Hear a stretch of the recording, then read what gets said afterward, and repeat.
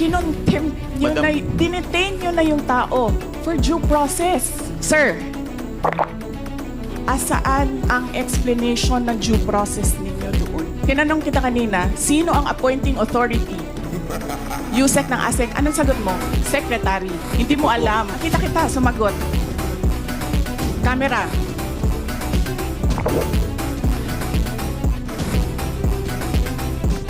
You need to reconsider that extension of your detention. It was illegal in the first place.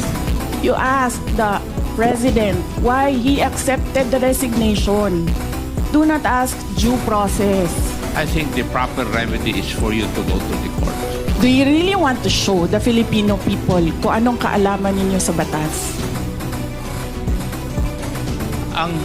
Ang sinasabi ko lang po ay sundin po natin yung batas. Kaya nga, dito sa sir, House. sundin natin yung Kasi batas. nandito po kayo dito sa bahay ng Kongreso. Yes, sir.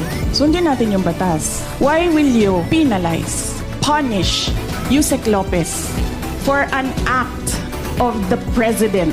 Tinutulungan ko lang kayo, sir, kasi napapahiya ang Pilipinas. Ganito ba ang House of Representatives?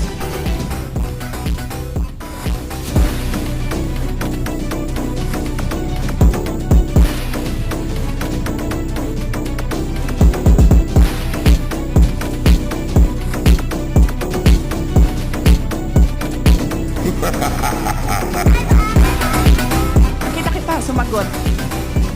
Camera.